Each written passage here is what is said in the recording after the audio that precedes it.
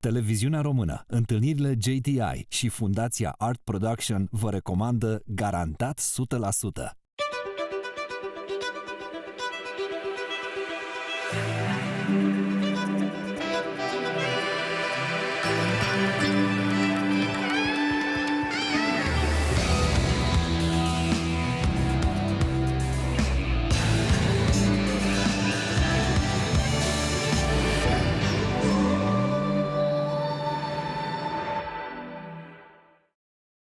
Salutare, bine v-am regăsit la Garantat 100%. Invitata noastră din seara asta e o personalitate de anvergură mondială, atât în teritoriul academic, cât și în economie.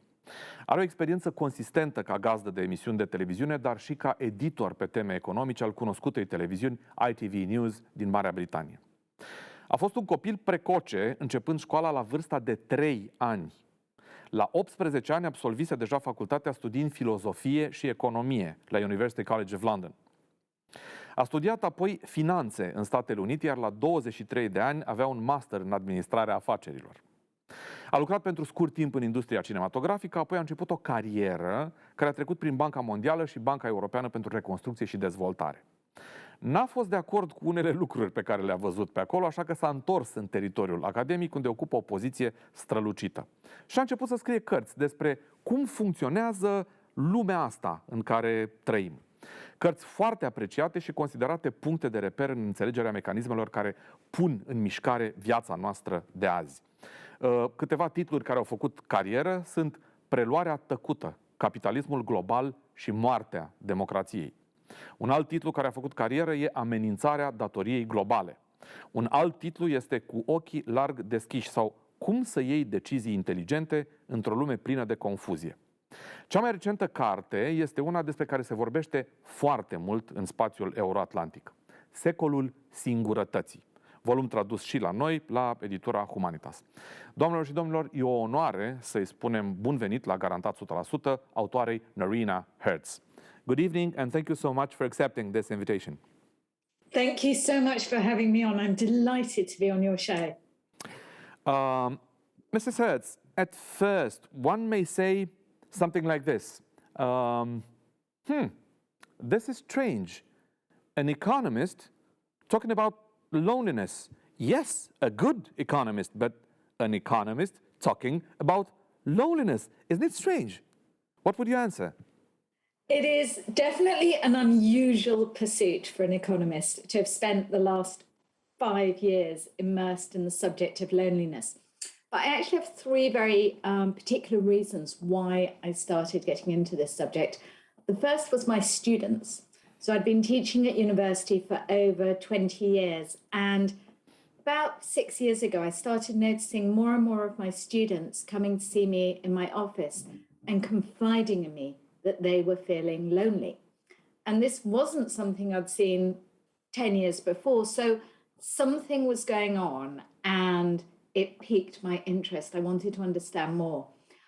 And then I was researching the rise of populism across the globe. So very different subjects. So the rise of leaders like Donald Trump in America, or Marine Le Pen in France, Matteo Salvini in Italy. And as I was interviewing voters for these populist parties across the world, one thing that kept on coming across from their stories was how lonely they felt. So here was loneliness in a very, very different context. And then I had bought an Amazon Alexa. You know those devices that a lot of people now have in their homes? Do you have one?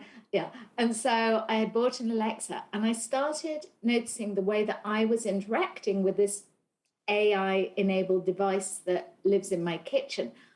I saw that I was becoming increasingly affectionate, feeling increasingly affectionate towards her, and increasingly feeling that she was almost a member of our family.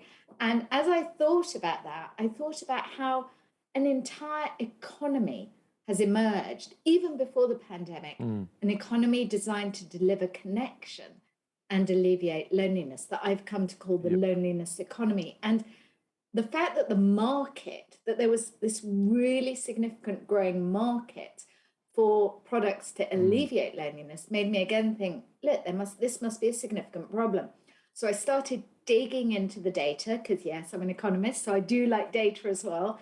And I realized very quickly that we were in the midst of a global loneliness crisis that was affecting all of us. I mean, a crisis that I looked at Romanian figures before I came on your program, and I saw that even in 2011, already 15% of the Romanian public was saying that they were lonely. So, we're talking way before the pandemic, and actually Romania, sadly, one of the loneliest countries in Europe, it turns out, as I dug into the research. But you're not alone, because across the world it's a problem. My compatriots will say right now, she is not right. We are not alone, not us. But we'll get to that during our conversation. When I heard you pronouncing her, that reminds me of Spike Jonze's film, Her, and you also talk about the film in your book. But at a certain moment, when you talk about the economy of loneliness, you rented a friend in New York. This might seem a very bizarre experience for a Romanian. How was that really for you? It's a pretty bizarre experience for a Brit as well, I have to admit. In my research, I discovered that you can rent friends. And I found a website which had 600,000 friends to rent on it. And in New York, I rented one of them, a young woman called Brittany. I was a bit worried before I met up with her, was this friend thing shorthand for something, untoward? But no, it really was friendship, only friendship on offer. And I met her in a cafe. We drank coffee together. We went into a bookshop. We looked at books together. We went into a clothes shop, tried on hats and sunglasses. Obviously, it wasn't like being with an old friend. But when you meet someone new and you have a chemistry and you're clicking with them and it's good energy, that was what it felt like. I mean, of course, because I was paying afterwards. When I reflected on it, I was like, yeah, of course it felt so good, because I was paying her, and so she was laughing at all my jokes and making me feel like the most interesting person in the world. Yeah, for $40 an hour, that's what she was delivering. But it was amazing how quickly I almost forgot that. And it was only really we're in the clothes shop and she turns around to me and she says, "That'll be $120, please, Noreena." Nice thought. Okay, this is a transaction. But when I said to her, "Who's hiring you?" I was interested to know who her clients were. Yep. What she said was quite poignant. She said 30 to 40-year-olds, typically, people who worked in, men and women, people who worked in finance, technology and consulting, people working long hours who'd moved to Manhattan, didn't have a network, didn't have friends, didn't have time to make friends, and didn't have anyone to go to a movie with or go for a walk in the park with or go and have a coffee with. And so were renting her because they craved friendship.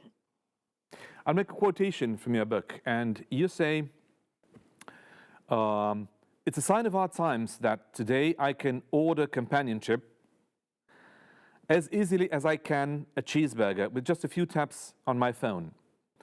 What I call a loneliness economy has emerged to support and in some cases exploit those who feel alone. But in the 21st century, the loneliest century we have known, the tentacles of loneliness reach much further. How further do they reach, Noreena Hertz? Really, especially now after the pandemic. And we're talking about as much as half the population in many countries, most countries arguably, feeling lonely. And I think what might be surprising to some viewers is that historically we have typically thought about loneliness pretty much exclusively in the context of the elderly. And that is obviously a significant problem. I know that Romania is similar to elsewhere by looking at the numbers. In the United Kingdom, 2 in 5 pensioners say that their main form of company is their television or pet. So, loneliness amongst the elderly is a real problem. In Japan, the fastest growing group of people going to jail are over 65s. Why? Because they're intentionally committing crimes, relatively minor crimes like shoplifting, in order to go to jail, in order to have companionship and care. So we knew about elderly loneliness already, but these stories shocked me as I found them. But what I had been unprepared for was to discover that actually the loneliest generation is the young. So my students were not outliers. It's actually the under 35s, or even more so the under 25s, who are the loneliest generation. So it affects all of us for sure, but the young, it turns out, are the loneliest. I will kindly ask you to dig some more inside the Japanese story, because at a certain moment you said that there are always people around in the jail, an inmate said, and I don't feel lonely. An environment, you say, which 78-year-old fellow prisoner Mrs. O describes as an oasis, where there are many people to talk to, a sanctuary that provides not only company, but also support and care. So for the Romanian audience, and even for the British one maybe, this sounds astonishing. Yes, I mean, very moving, I would say. Very moving, and yet it in a way makes sense, because once you start digging into the data and you realize the scale of loneliness amongst the elderly, you realize that some people are going to feel so desperate for connection and company that they will go to such lengths. I mean, in the United States, 60% of people who live in nursing homes, elderly people in nursing homes, never have any visitors at all. So, it's a real stain on contemporary society that this is going on, that the elderly are being left so abandoned and feel so abandoned, that they're seeking out such desperate measures. Okay, Japan is an extreme case in terms of what they're doing to seek out company, but I think the story of elderly loneliness is unfortunately a very universal one. You said at a certain moment, and I quote, "Young and old, male and female, single and married, rich and poor, all over the world, people are feeling lonely, disconnected, and alienated. We are in the midst of a global loneliness crisis. None of us, anywhere, are immune." End of quotation. I can bet that many of my compatriots will say, "Come on, this is an exaggeration. This cannot be a crisis. A crisis can be economic, a crisis can be material, but come on, a crisis of loneliness, this is impossible to be touched, impossible to be measured. How can you say this is a crisis?" So I think it's really good that you raised that when we think about crises, we think about economic consequences, we think about health consequences, we think perhaps about political consequences, and loneliness actually damages all three of those.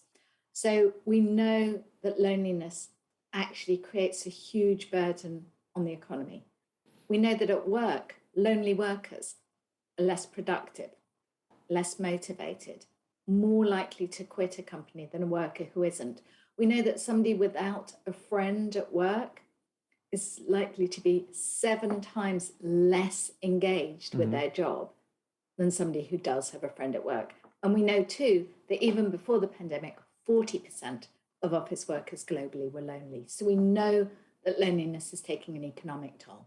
We know too that loneliness takes a really significant toll on our health. And, I think it's quite easy to understand that loneliness would affect our mental health. That if you're feeling lonely, you might feel depressed or you might feel anxious. And yes, it is true that there is that link. But something people are less aware of is the toll that loneliness takes on our physical health as well. You say, and I quote, this isn't just a mental crisis, it's a crisis that's making us physically ill. The research shows that loneliness is worse for our health than not exercising, as harmful as being an alcoholic, and twice as harmful as being obese. Statistically, loneliness is equivalent to smoking 15 cigarettes a day. Crucially, this is regardless of what we earn, our gender, age, or nationality. Is it so bad? Yes, it is so bad. And why so we know that if you're lonely, you have a 30% higher chance of getting heart disease. You have a 64% higher chance of getting dementia. You have a 24% higher chance of getting a stroke. So yes, it is that bad. And why it's that bad is because we are essentially creatures of togetherness. We are hardwired not to be alone. Because if you think back in time to hunter-gatherer man, hunted in a pack. Being with a group of people was actually really critical to even staying alive, because you needed people around you to be able to fight off invaders or predators. So being alone was a dangerous state. And what has happened is that the way our bodies have evolved is that when we feel lonely, an alarm system goes off in our bodies, kind of sending a signal, really, in very physical sense, coursing through our veins. So our levels of cortisol, our stress levels, go through our blood and our saliva. Our heart rate goes up, our blood pressure goes up. All of this signaling to our bodies, don't be alone, don't be lonely. And the trouble is, in contemporary life, we ignore it, we remain lonely. And so we're in this protracted state of fight or flight, high alert for a sustained period. And like if you're driving a car and putting it in first gear, that's a good thing to do in the short term, but a terrible thing to do for your engine if you keep driving in first gear, or if you do repeated journeys in first gear. Well, that's what loneliness does to our body. It's repeatedly keeping us in that state of high alert, go, go, go, which isn't good, which is why it's so bad. So yes, it's probably the biggest public health issue we're not talking about. One of my compatriots might say something like this. I cannot agree to this point of view. I mean, I'm just floating in my ocean of tranquility and silence. I enjoy to be alone. This is something good for my health. End of a possible quotation. What would you answer? Really great question from your compatriot, from your imaginary compatriot, because what their question raises is that there's actually a distinction, an important distinction we need to make between feeling lonely and being alone. Being alone is often a very positive act. I'm a writer and a thinker. I really like spending time on my own, being quiet, reading, writing, thinking. Now, that isn't being lonely. Being lonely is when you're craving company, craving connection, and that connection isn't being met. Being lonely is that sense of feeling that you don't belong, that feeling that you're not seen or heard, that feeling of disconnection, whether from your friends or your family, but also from your politicians, from your government, from your state, from your employer. So loneliness is this bad state with all these negative repercussions. Choosing to be alone can be very empowering, and I support, definitely that act of saying, I want to be on my own now. I want to do stuff on my own. I don't need people around me all the time. That's a positive. And you say, because you were talking about politics as well, and I quote, and it's a political crisis too, fueling divisiveness and extremism in the US, Europe, and across the globe. Loneliness and right-wing populism are close bedfellows. End of quotation. Can you put a little bit of nuance into this? Because this is a very interesting topic with loneliness fueling, as a matter of fact, populism. Yes. So, as I said kind of at the beginning of our conversation, part of the reason that I decided to really dig into the phenomenon of loneliness was my research on the rise of right-wing populism across the globe. I wanted to understand why suddenly leaders like Trump or Salvini or Le Pen were becoming so popular. What was going on? Was it economic drivers? Was it technological drivers? Or was it something else? And as I started interviewing right-wing populist voters in all these countries and gathering their stories, one thing that kept on coming out from their stories was how lonely they felt. Lonely in the sense of feeling that they didn't have friends. Lonely in the sense that they felt that they had no one that they could rely upon in a time of crisis, but also lonely in that sense of feeling not seen, feeling not heard, and feeling very profoundly disconnected from the traditional powers that be. And it's this group who populists of the right and arguably also of the left have been actively targeting, weaponizing community in order to attract this group. And if you think about back to Trump's rallies, where everyone's wearing the same red hat and chanting the same song together, kind of whipped up in this collective frenzy. Or if you think about the rhetoric used by populist leaders, often using the language of family, often explicitly saying, you, the forgotten people, I see you, I hear you. Well, for people who feel unseen and unheard, for people who feel that they don't elsewhere have somewhere to belong, this is an appealing message, especially as we know that lonely people perceive the world in a different way to non-lonely people. Shall I explain that?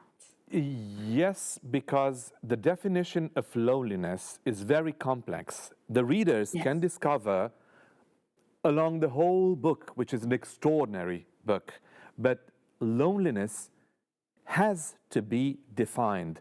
Otherwise, it'll not have, how shall I put it? It'll not ring any bell to my type of audience, for example. People will say, loneliness is not so important. How can you convince me that loneliness is something serious? I will never accept the word loneliness as a serious word. End of a possible quotation from a virtual viewer. You have very challenging virtual viewers in Romania, is all I know. So, you may not identify as feeling lonely yourself, although chances are you have had an experience of loneliness. I mean, if half of the population have had experiences of loneliness, you may have actually had the traditional sense of loneliness. You may well have felt that you haven't had anyone to reach out to in a time of need. You may well have felt, especially during the pandemic, very isolated, like you haven't been able to see people, that you felt very alone, and that might have felt very painful. So that is an element of loneliness that many people clearly do experience. And so firstly, I know there's a stigma often around talking about it, but maybe it's helpful if you have had that experience to know you are not alone. About half the population are probably thinking that. But then there is this other element of loneliness, this sense of feeling disconnected from your fellow citizens, that sense of feeling disconnected from your political leaders, that sense of feeling disconnected from your co-workers or disconnected from your employer. Maybe you've had that experience yourself. That's also loneliness. We may not traditionally call it that, but it's a definite element of it as well. Noreena Hertz,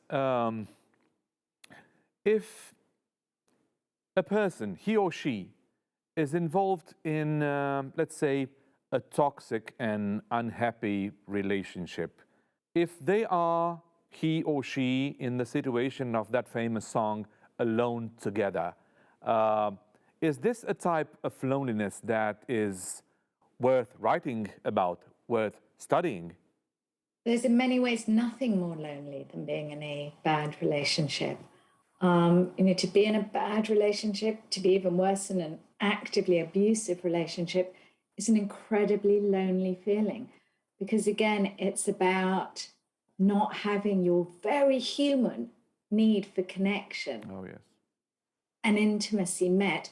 It's that feeling of not being seen or heard for who you really are. So yes, very painful. Yes, it's a myth that you need to be on your own to feel lonely.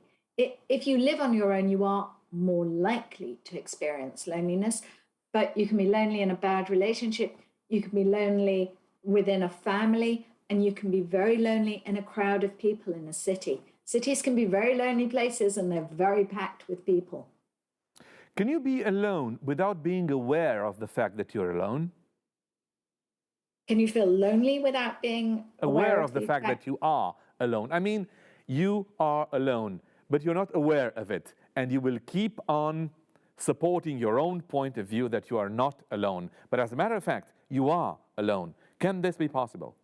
That's a great question. Life is often about the stories we tell ourselves.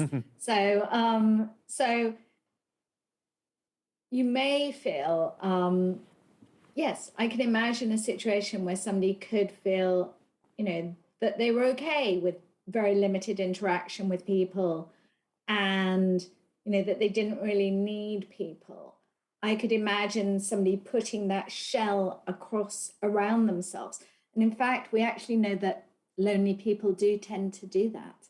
We know from research that if you are lonely, you are actually almost more likely to push other people away, to keep that distance. So yes, as more generally in life, we can not always know exactly how we're feeling for sure. You give two examples, very spectacular examples of life inside a community. And you talk about the Haredim in Israel and about the people of the famous Rosetto in the States. I will remind our viewers that Malcolm Gladwell, for example, wrote about Rosetto, and lots of other writers have been, exploiting this topic, which is Rosetto. Which is the main benefit of the community, Noreena Hertz? So if we think about communities like the Haredim, these are the religious Jews in Israel, the ones you may be familiar with, who wear the black hats, and the women are very modestly dressed.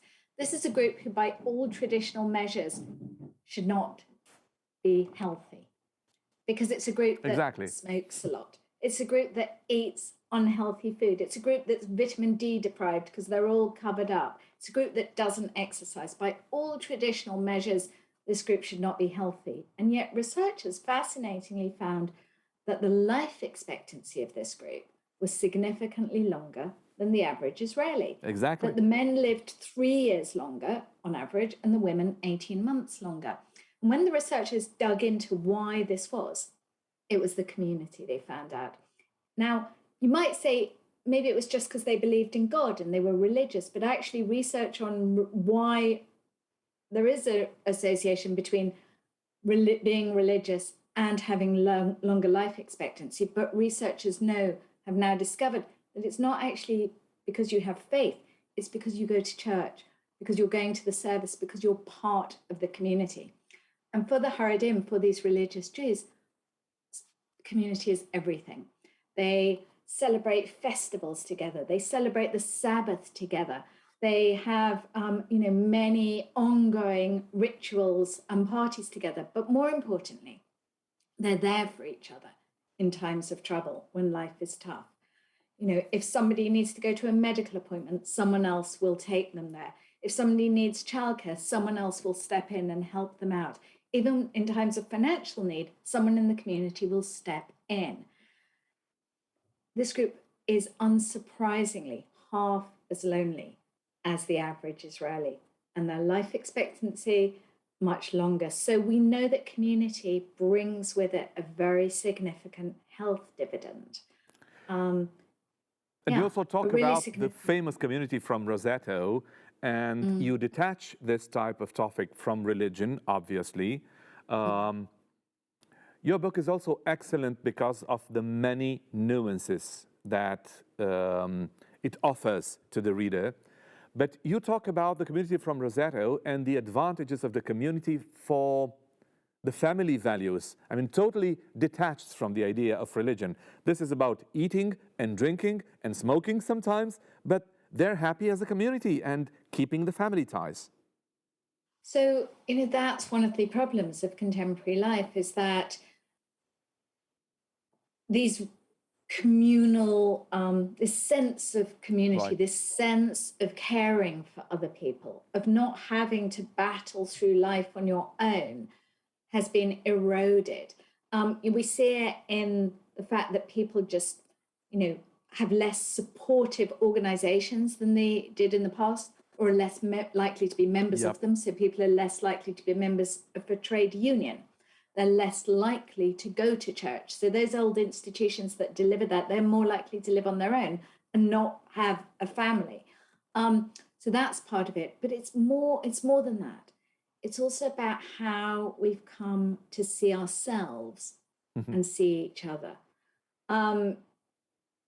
What we saw in the West from the 1980s onwards, and presumably in Romania with some sort of lag, but still kind of presumably by the 90s, this already kind of the case in Romania too, there was this collective mind shift where we moved away from thinking about each other, thinking about qualities like duty to others, thinking about how to help the collective, and started really focusing on ourselves. This came hand in hand with the form of capitalism that became ubiquitous across the world, really from the 1990s, what we call neoliberal capitalism. Yeah. Because this form of capitalism didn't only change the way the economic relationships worked, it also changed the way we related to each other. So we came to see ourselves as competitors rather than collaborators, as consumers rather than citizens, as hustlers rather than helpers, as takers rather than givers. We became very me-focused, I-focused, and of course an I-focused world in which we see ourselves in that way would inevitably be a lonelier one. Noreena Hertz, in this circumstance, my virtual viewer might say, come on, then communism was better. Capitalism is bad. And communism was better. We were together. End of a possible quotation. What would you answer? Look, I think there were, in terms of solidarity, in terms of kind of care for others, I think there were elements of the communist system that did deliver on that front, for sure. I began my career in Russia in the early 90s. Yes. So, I lived through the Russia's transition to a market economy. And for sure, there were things in the old system that actually were really good. But I definitely believe capitalism is the best system for innovation. I mean, having spent a lot of time in factories that were still planned factories when I first got there. I mean, I know that in terms of innovation, capitalism wins hand down. And yet, the extreme form of capitalism that was adopted, because I think what's really important to remember is that the form of capitalism that kind of was peddled across Eastern Europe in the 90s was only ever one form of capitalism. In the past, there were other forms of capitalism, Asian capitalism,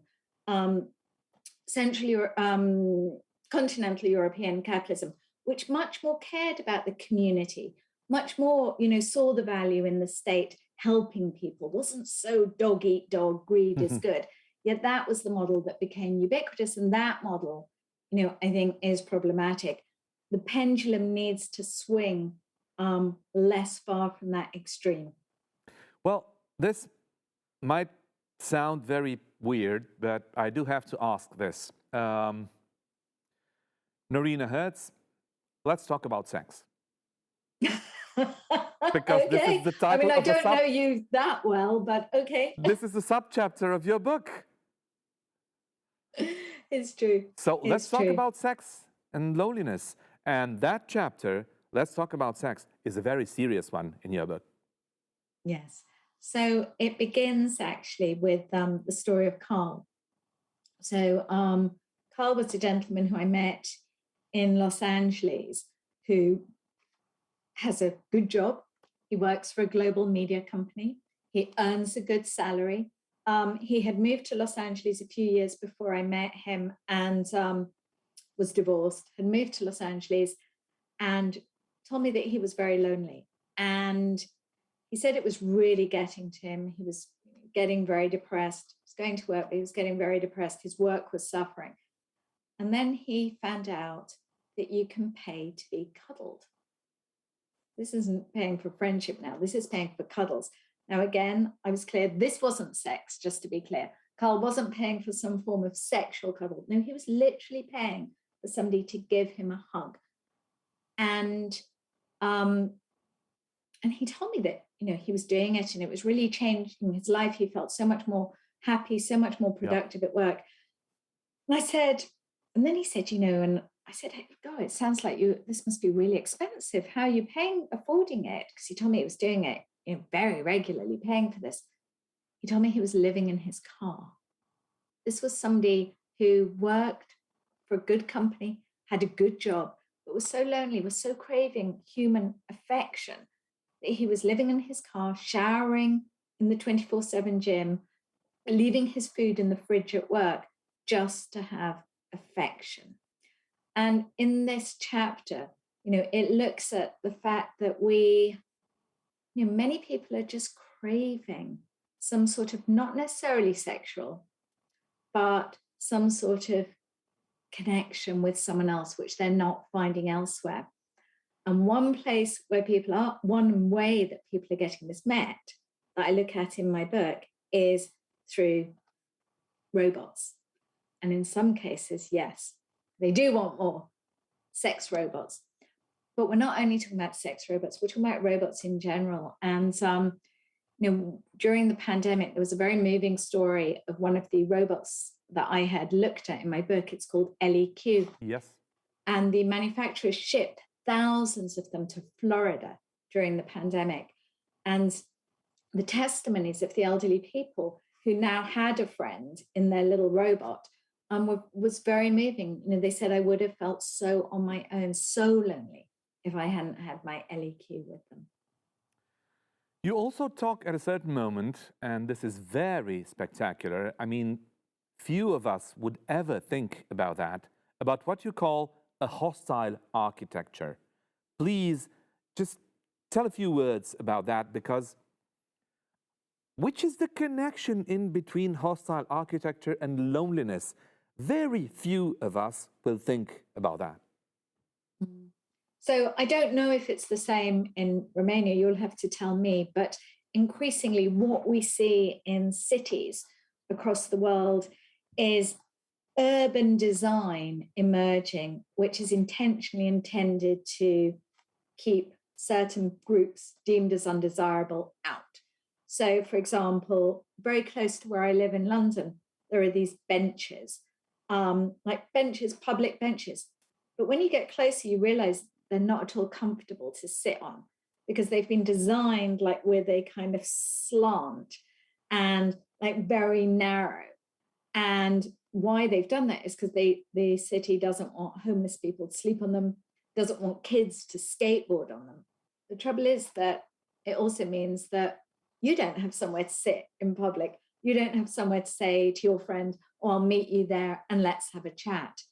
So across cities, what we're seeing is various ways of urban design emerging to keep certain groups out. I mean, there are some really bizarre examples that I talk about in my book. There are shopping malls which have got special lights in them so that teenagers see all their spots and to dissuade teenagers from hanging out in. There's even these special sonic beams, which only young people hear at a very, very, very horrible high-pitched frequency, kind of being boomed out to keep young people away.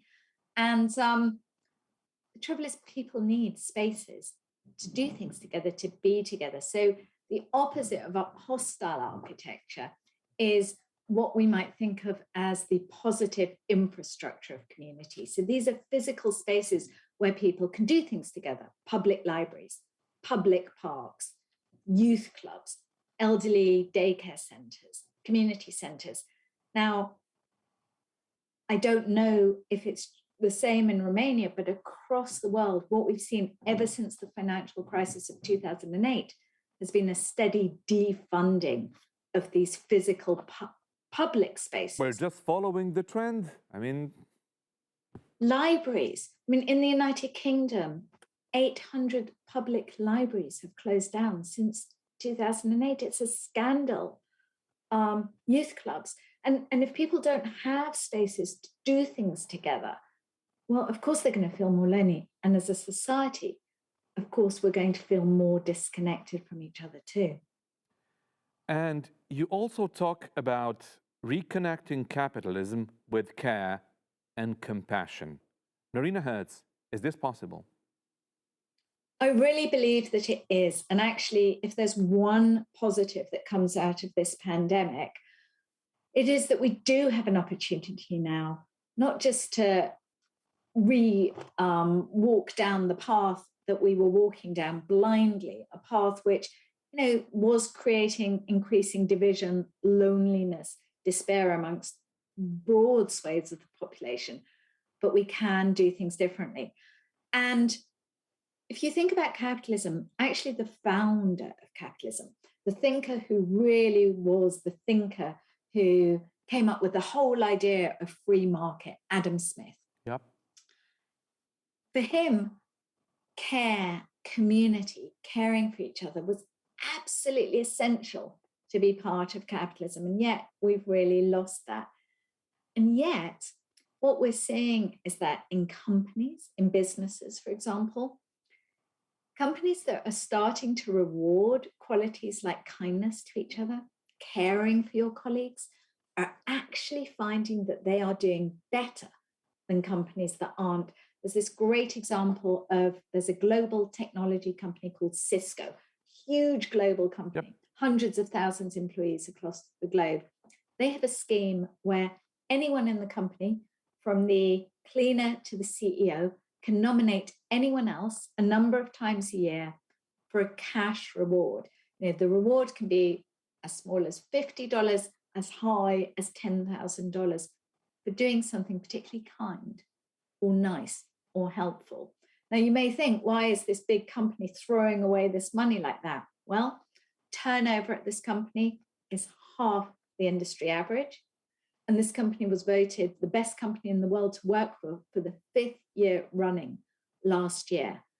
In the battle for talent, showing your employees, leading with kindness and encouraging people to express gratitude and care can make a huge difference. So in business and in society too. With your kind permission, I will say a few words in Romanian and then I'll come back to you. Recomand cu mare căldură acest volum, Secolul Singurătății, volum apărut la Editura Humanitas. E o carte care a făcut și face carieră internațională. Sunt sigur că o să aibă sper că o să aibă un mare succes și la noi. E o carte absolut necesară cu care vă recomand din tot sufletul să vă întâlniți. Noreena Hertz, thank you so much for accepting this invitation. I've just said a few words about your extraordinary book. Thank you for your book, and thank you not just for the way you situate your perspective, but for the way you see the whole problem, for the way you put nuances into things, for the way you meet science with writing and observation. Thank you so much for this. This is an important book, and thank you so much for writing it, and thank you so much for accepting this invitation. Thank you so much for having me on, and I absolutely cannot wait until I come to your beautiful country and meet my readers in person. That'll be great. Thank you so much and good luck with everything that you do. Thank you. Tuturor celor care sunt alături de Garantat 100%, mulțumim frumos pentru încredere. Ne vedem duminica viitoare. Noapte bună!